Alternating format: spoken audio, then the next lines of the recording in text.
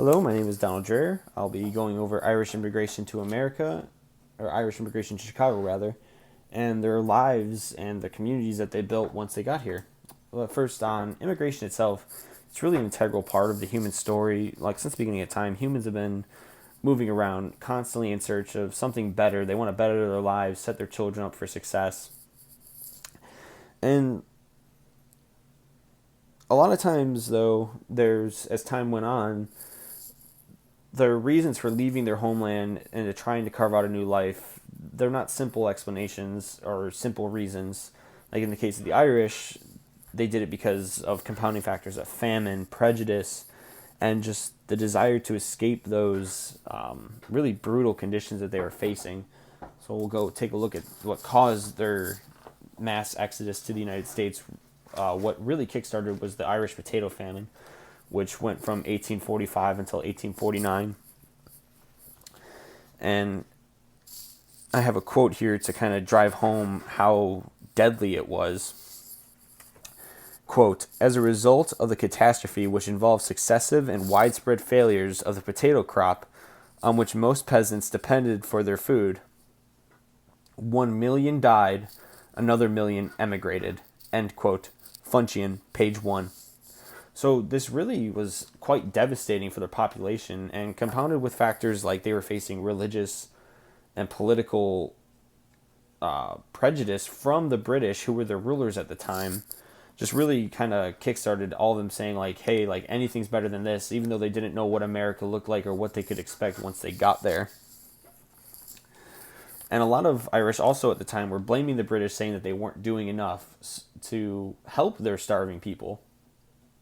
So they really were just wanting that new, fresh start, which is what led them to Chicago. Many came here because of existing family or in search of new jobs. And like most immigrants, they came here with little education and they took low-paying, low-quality jobs. So, shockingly, by 1850, 20% of the city's population was Irish. And to kind of break down their employment numbers as to how much unskilled labor they actually ended up filling, this is quite interesting. Quote, among gainfully employed adult males in 1850, 57% of the Irish immigrants toiled as unskilled workers, somewhat over one-fourth found skilled employment, and only 15% could be considered white-collar. End quote. Keller, page 7. So with this in mind, with these jobs that they took, their communities that they formed were quite poor, but very close-knit. And that was really mostly due to their shared Catholic faith. Their communities really were built around churches, and these churches became like the center of social gatherings, as they do in so many other cultures. But they did face quite a bit of prejudice from nativist movements. They were a target of the KKK for their Catholic faith. The KKK, obviously, as Protestants, they despised Catholics. It's in many of their charter documents. And they also faced pressures from another anti-Catholic group called the American Protective Association, which had its members, quote, swore to never vote for or employ a Catholic, end quote. Funchion, page 1. This was done in an attempt to push out newly elected Irish politicians and newly arriving Catholic immigrants, Irish Catholic immigrants who were looking for new employment or trying to take, or Irish who were trying to move up in the world and get better paying jobs.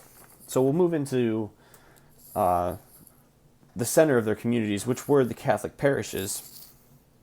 The Catholic parishes were sprung up all over the city in their neighborhoods that they formed, and along with them came schools, and a lot of social work was done. They created orphanages, hospitals that serviced most of the poor of Chicago, because there really wasn't much in the way of aid for the poor people that was given out by the city government. So even though they themselves were poor, they did really put a lot of work. As you can see here, which in the photo on the slide is St. Patrick's Cathedral, which is really well done, and you could tell that they did put a lot of work and a lot of love into building these buildings that became the centers of their communities.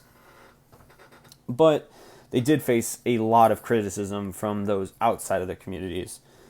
Quote, instead of being applauded for their achievement, which amounted to reinvestment in the city, the Irish were criticized for spending too much money on brick and mortar Catholicism. End quote. Scarrett, page 7. And they also had a lot of newspapers claiming that 9/10 of the beggars in the city are Irish, yet they're able to afford these ornate churches with these fancy cloths and paintings and stained glass windows.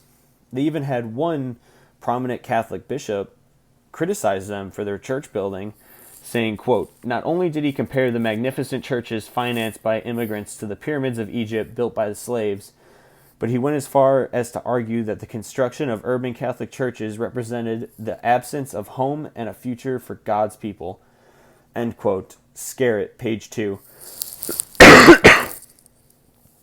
A lot of people fail to realize, though, the good that these churches did. Many children, they were tied to schools, so many children received educations there, and they were able to raise money to help not only the local poor, but at the height of the famine, these Catholic churches sent money back to Ireland when, for the most part, they were being ignored by the rest of the world to try and stifle the effects of the famine.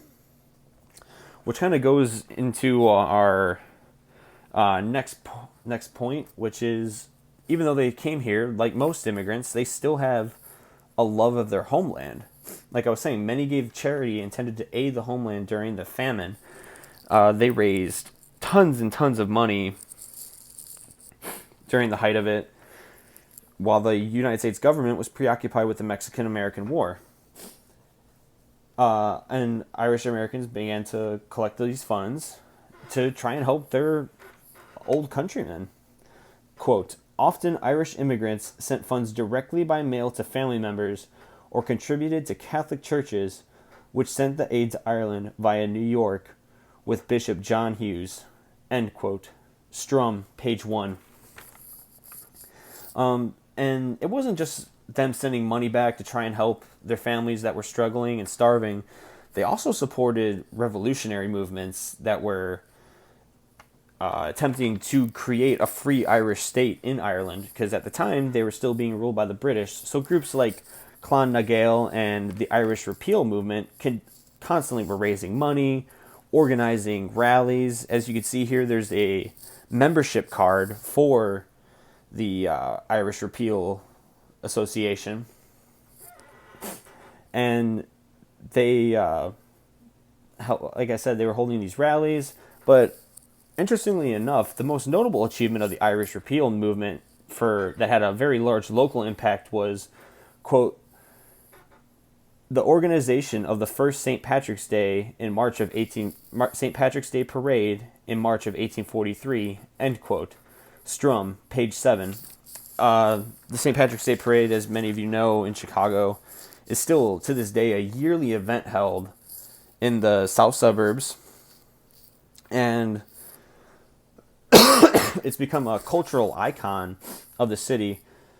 So now we're going to take a look at like the lasting impact of Irish immigrants in Chicago. To this day, there's still a large Catholic footprint that was brought here by these Irish immigrants that's today being upheld by mostly the newly arrived Hispanic and Latino immigrants. Obviously, like I was talking about, the tradition of the St. Patrick's Day Parade, things like in March when they dye the Chicago River green, giving, like, kind of showing still some support for that Irish heritage that runs so deep in the city. And then even if you look around communities in the suburbs, like in Oak Forest with Gaelic Fest, or even as far out as Manhattan where they do their Irish Fest every year, you can see that these community events that raise funds and do a lot of work for charity still really run deep to this day. And that will be all for my presentation. Thank you for watching.